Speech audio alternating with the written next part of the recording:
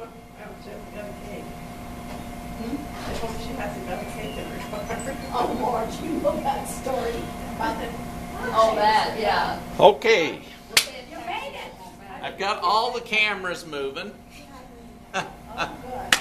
And the first thing we're going to do is teach Kundalini breathing. So if I run out of camera space or whatever, it will still be on there. So Kundalini breathing is very important for brain longevity because it oxygenates the brain, but it also pumps the You want this on you? craniosacral. Yeah.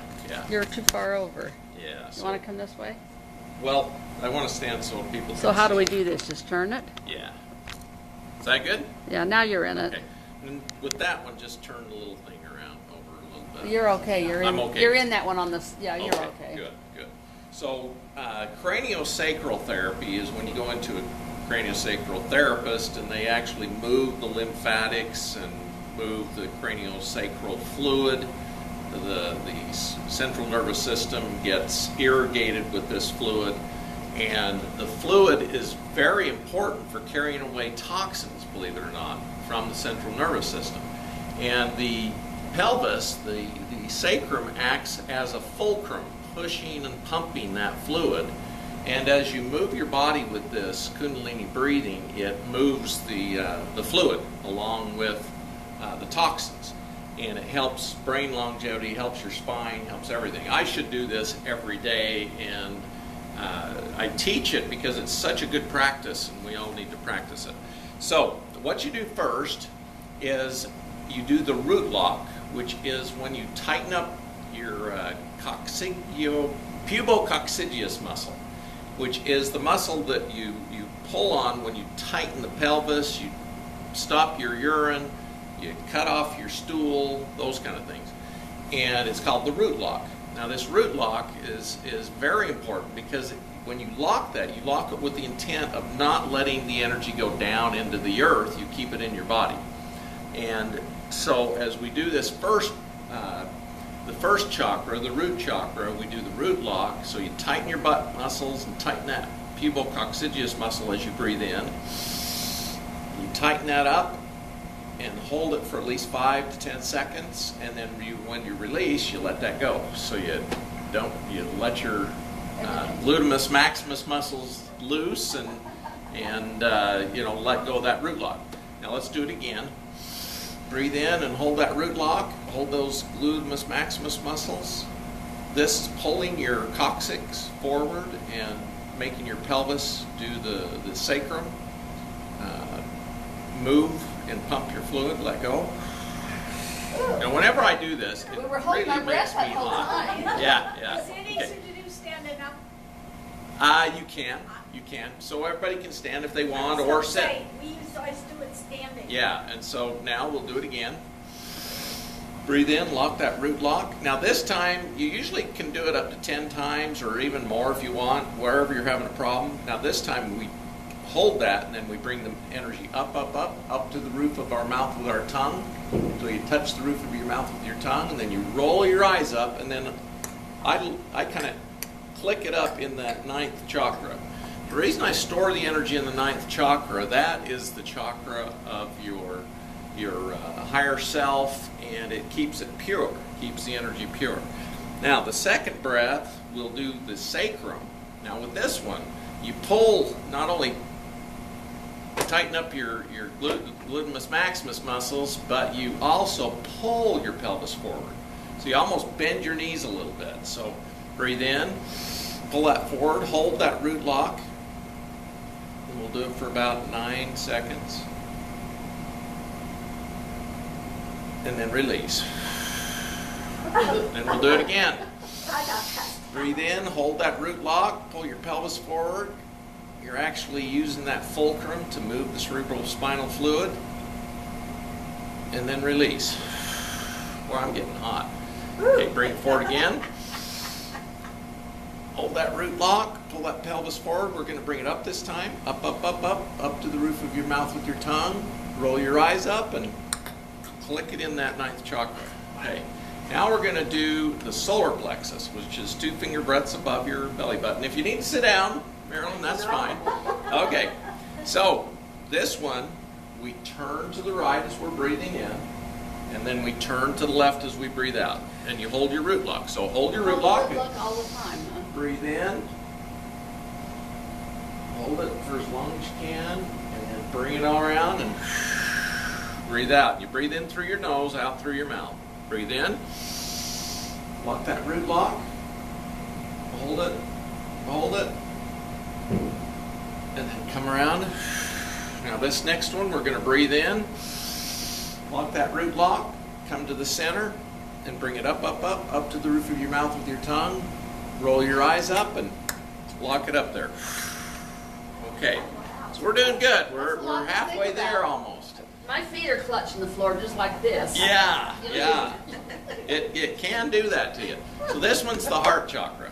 Now the heart chakra, bring your hands to the level of your heart, and we'll tilt to the right with the breath in, tilt to the left with the breath out. Yeah, so you do the opposite of me. Okay, so let's breathe in.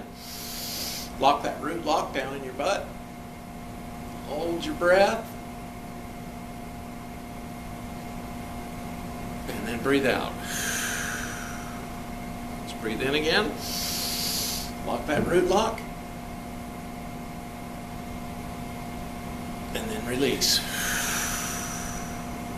Breathe in one more time. We're doing this abbreviated. Okay, center yourself. Bring it up, up, up. The energy up to the roof of your mouth with your tongue. Roll your eyes up and lock it in that ninth chakra. Okay, next is the throat. And you'll bring your arms up to the level of the throat chakra. And breathing in, you'll shrug your shoulders up. And then when you release, you shrug your shoulders down. So let's breathe in. Lock that root lock. Shrug your shoulders up.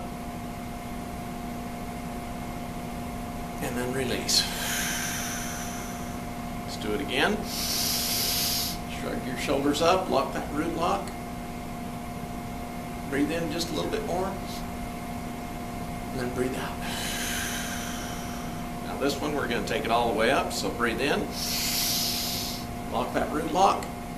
Bring it up, up, up, up to the roof of your mouth with your tongue. Roll your eyes up and lock it up there. Boy, that gets me warm when I do this because it's building energy, Yeah, I believe I it or can not. feel it. Yeah, you can feel it in your body, and it's so good for your brain. Now this one is the third eye. And with this one, you rotate your head to the right and go back and around and release. And so it's kind of shorter, so let's breathe in. Lock that root lock. Bring it around and release. Bring it around. Lock that root lock. Let it release. Now this one, we'll breathe in.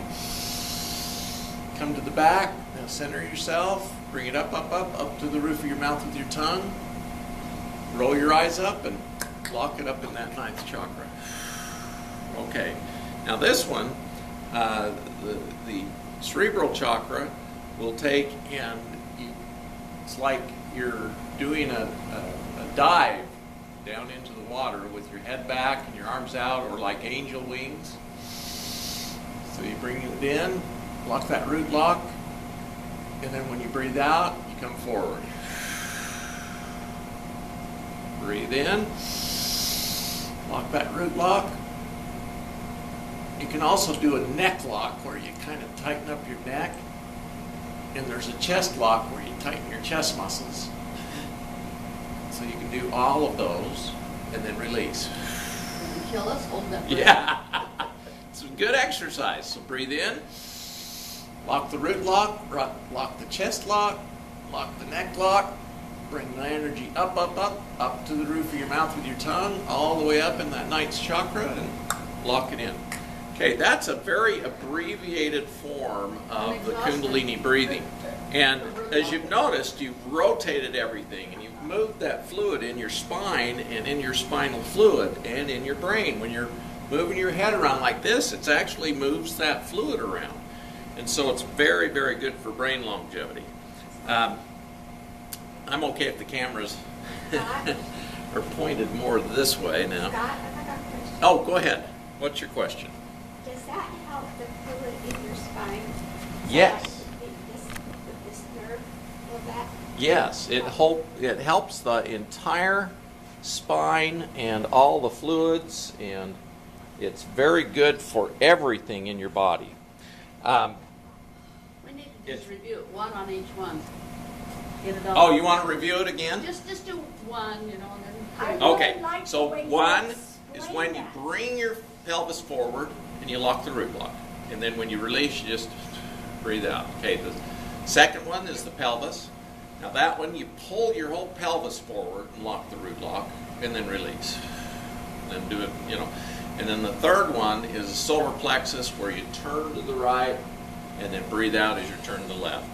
The chest, or the heart chakra, you put your arms up here and you twist to the right, turn like a windmill, and then turn to the left like a windmill.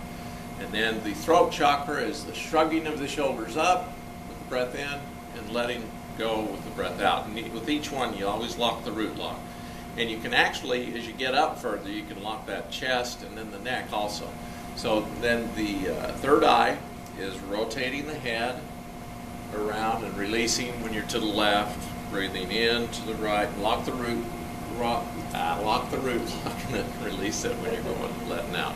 And then the cerebral chakra, you're like an angel wings, just spread out with your head back, and then bring it forward. And you're actually moving that cerebral spinal fluid as you're going back and then forward. And all of them are really good for helping the body. And that root lock doesn't let it go down. yeah, locking the root lock doesn't let the energy go down. I don't know if Okay, you think about so- locking your roots and twisting your body all of a sudden. Here's a picture of the brain. What's in your brain? When we're born, we actually receive a lot of toxins from our mothers through the placenta. They're finding more and more kids have got lead poisoning right at birth because they get it from their mothers. And they get mercury poisoning from the more they've found in studies, the more amalgams the mother has, or those silver fillings with mercury, the more likely the baby is to have mercury toxicity and autism for that matter. So we start out with whatever our mothers had. I was really lucky as an OBGYN because I knew this stuff to begin with. Intuitively, I knew the mothers gave everything to the babies, including emotional trauma. And so I would teach them, be loving and kind, talk to your baby, say kind words to your baby, visualize the baby growing perfectly and all the parts being perfect, all the organs being perfect. And the mothers would listen and they would do that. And I was very lucky because there's like anywhere from 2 to 3 what we used to call bad babies.